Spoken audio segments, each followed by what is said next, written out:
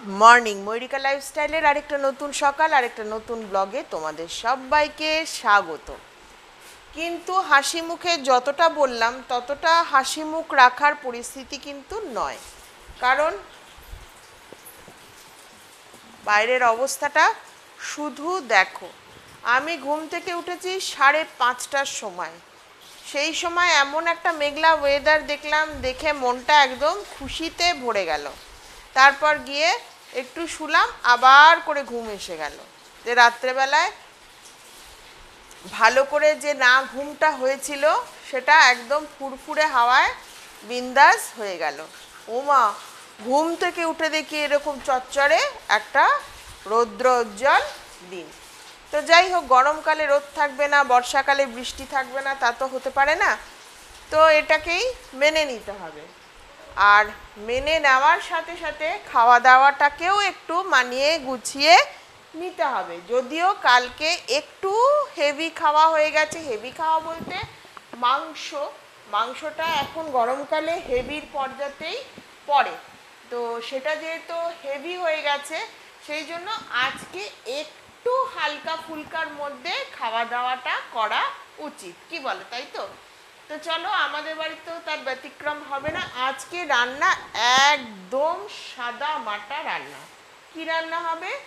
পটল, ঝিঙে, লাউ দিয়ে একটা কালো জিরের ঝোল, পাতলা ঝোল। আর হবে অ্যাজ ইউজুয়াল আমের টক। আর আমি রেখেছি এখানে চাল বের করে, যেটা এখনই ধুয়ে ধায়ে বসিয়ে দেবো। যেমন তোমরা জানো যে সকালবেলায় আমি টকটা করে রাখি। তো এখন আমি দাঁড়িয়ে দাঁড়িয়ে, বাবা কি রোদ, এখন দাঁড়িয়ে দাঁড়িয়ে আমটা কেটে টকটা বসিয়ে দেব। তো এই হচ্ছে আজকে আপডেট না, মেনুর আপডেট। আর দিদি সকালবেলাতেই পুজোটা সেরে নিচ্ছে, কারণ রান্না করার পর পুজো করতে করতে মানে তখন একটা এমন অবস্থা হয়ে যায় রোদের মধ্যে, তখন আর ঠাকুরকে ডাকে কম আর ঘাম মোছে বেশি। তো এই করে করে আমাদের মনে হয় ভাগ্যটাই মুছে যাচ্ছে কপালে। তো যাই হোক, চলো মজা করলাম একটু, মজাটাও তো দরকার, কি বলো? জীবনে যদি সবসময় সিরিয়াস, বাবা কত গরম, এই গরমে কি হবে, এই গরমে কি করব যদি বলি না, তোমাদেরও দেখতে ব্লগটা ভালো লাগবে না। তো চলো আগে চট করে আমি ভাতটা বসিয়ে দিই, খেতে তো হবে। চলো, এখানে আমি ভয়েস রেকর্ড দিচ্ছি, কেন বলো তো? কারণ এই মুহূর্তে জলের আওয়াজটা শুনতে কিন্তু বেশ লাগছে, তাই না? আমার ভালো লাগলো, তাই ভাবলাম যে তোমাদেরও জলের আওয়াজটা শুনিয়ে দিই। তো চলো এবার রান্নার গোছগাছ করি।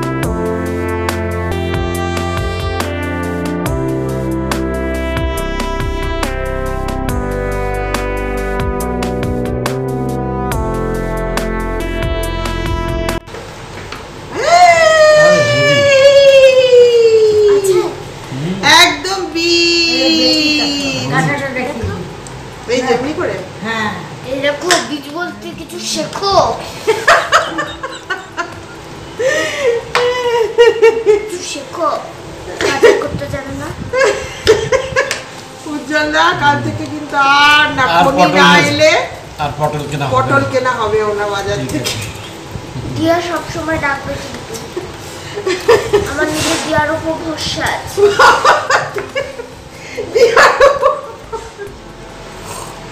দেখি ক্যামেরাটা ঘুরিয়ে দিই, যে বলছে এই কথা। আমার দিয়ার উপর ভরসা আছে, দিয়ার উপর ভরসা আছে। এবার দিয়ার বক্তব্য, দিয়ার কি বক্তব্য? কেন আমার দিয়ার উপর?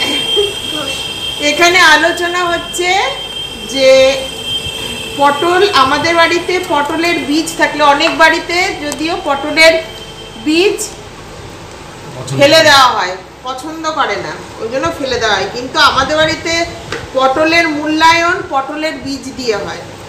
যে তো সেটাই আমার মেয়ে ওর মেশোর সাথে কথা বলছে, মেশোর রোজ দিন বাজার থেকে পটল নিয়ে আসে, আর এই নিয়ে আমাদের বাড়িতে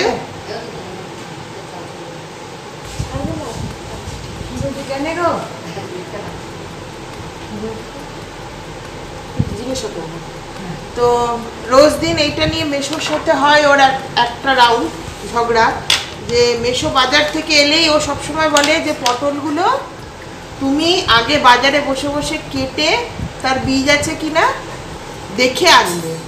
তো এটাও মেশোকে ইনস্ট্রাকশন দেয়। আমি বলি যে মেশো কোনো ব্যাপার না, তুমি যদি না জানো যে পটলের ভিতর বীজ আছে কি নেই, আমরা ব্যাগে লিস্টে নিয়ে যাও, লিস্ট ঠিক আছে থাকবে, ব্যাগের সাথে ছুরি দিয়ে দেবো, গ্লু দিয়ে দেবো এবং টেপ দিয়ে দেবো। তো এবার মেশোর ডিউটি হবে সেটা পটলটা বাজারে কেটে কেটে দেখে নিয়ে, সেই পটলে যদি বীজ না থাকে আবার পটলগুলো চিপকে দিয়ে আসে, জোড়া দিয়ে রেখে আসবে যাতে অন্য লোক কিনে নেয়। তো এটাও মেশোকে বলে।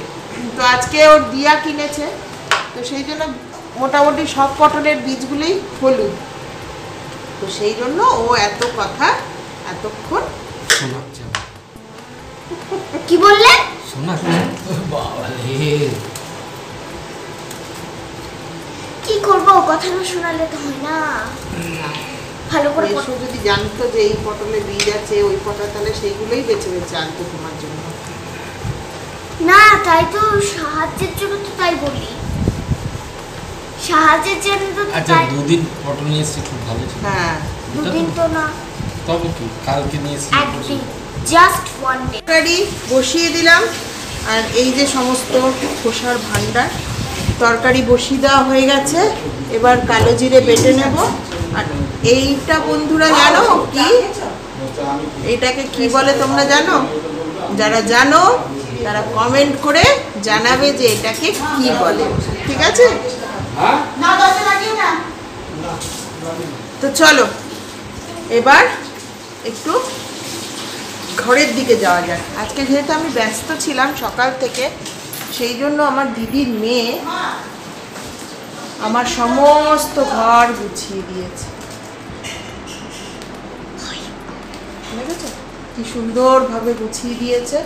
যেহেতু আমি ওখানে ব্যস্ত ছিলাম রান্নার কাজে, সেই জন্য ও গুছিয়ে দিয়েছে। এই আসবি, স্কিপিং করবি। তো এই হচ্ছে ব্যাপার। আর এই যে বাবা বাইরের দিকে তাকাতে পারছি না, যতবারই তাকাচ্ছি ততবারই দিকটা ধরা ধরা সোচা। এই যে তরকারি বসিয়ে দিয়েছি। হ্যাঁ, তো চলো আবার কিছুক্ষণ পরে তোমাদের সাথে কথা বলবো, কারণ কি এখন যদি আমি ওখানে তাড়া না লাগাই তাহলে ওখানে আবার একটা গন্ডগোল হয়ে যাবে। ঠিক আছে, চলো সঙ্গে থাকো, দেখো কমপ্লিট। কি শান্তি, এই একটা বড় কাজ হয়ে গেলে না না বাবা, টপ অফ দ্য ওয়ার্ল্ড এই মুহূর্তে। তো রান্না কমপ্লিট হয়ে গেছে, এবার বসে চা খাবো। কি আছে বলো তো, বুঝতে পারছো? লুচি কালকে রাত্রে, তো এইটা আছে। এখন দেখি দিয়ে খাওয়া যায়। চলো সঙ্গে থাকে, দেখতে থাকি। টিফিনটা কি এবার তোমাদের দেখিয়ে দিই। বেগুন ভাজা, কাঁচা লঙ্কা আর সুপার টিফিন। দিলাম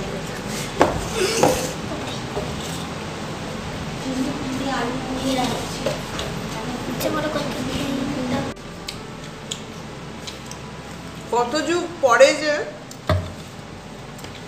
এই খাবারটা খেলাম বলে বোঝাতে পারবো না। কারণ লুচি হলেই আমাদের হাতে মাংস, লুচি হলে মাংস হয়, এইটা আর হয় না, এই সিম্পল খাবারটা হয় না। সাদা আলুর তরকারি হয়, আলুর দম হয় শীতকালে, এই সাধারণ জিনিসটা হয় না। দারুণ।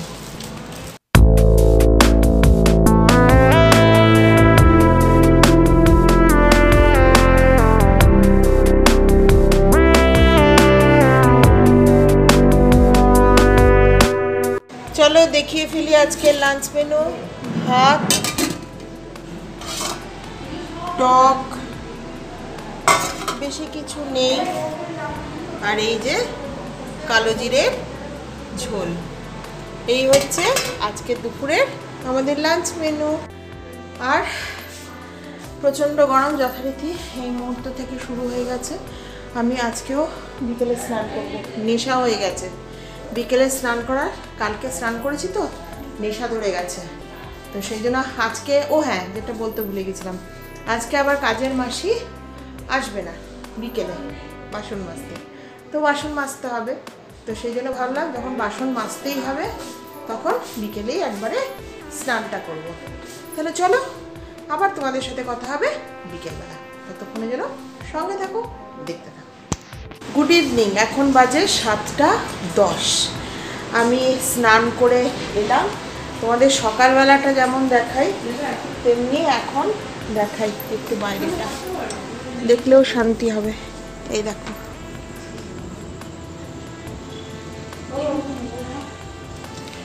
এক ফোঁটা হাওয়া নেই, কিন্তু বেশ গরম। কালকের তুলনায় আজকে কিন্তু অনেকটাই গরম।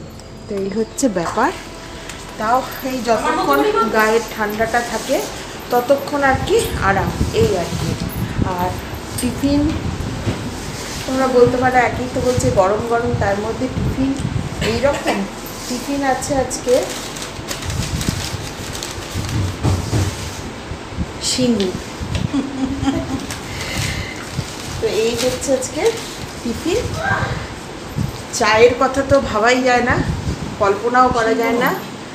আর আমি সিঙ্গাড়া দিয়ে মুড়ি খাবো না, দিদিরা খেয়েছে সিঙ্গাড়া দিয়ে মুড়ি। আমি একটা সন্দেশ আনিয়েছি, ওইটা আমার খেতে খুব ভালো লাগে, তো ওই সন্দেশটা খাবো।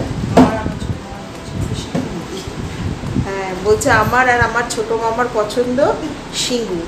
হ্যাঁ সিঙ্গাড়াটাকে শর্ট করে দিয়েছি। সিঙ্গাড়াটা শর্ট ফর্ম। যদি আমার মামি এই ভিডিওটা দেখে তাহলে হয়তো হাসবে শুনে। তো এখন আমরা আমার ছোটো মামার প্রিয় খাবারই খাচ্ছি। ছোটো মামাকে মিস করছি, যে এই রকম গরম গরম সিঙ্গাড়া, কুচো পেঁয়াজ আর তোমার একটু বিট নুন, হেভি। তো যাই হোক, এই এতদূর পর্যন্তই আজকের ব্লগ। কিছুক্ষণ বসবো, বসে রাত্রেবেলায় আজকে আছে জল ভাত, এই হচ্ছে রাতের ডিনার। আমার জীবনের এই একটা দিন আজকে মোটামুটি পার হলো।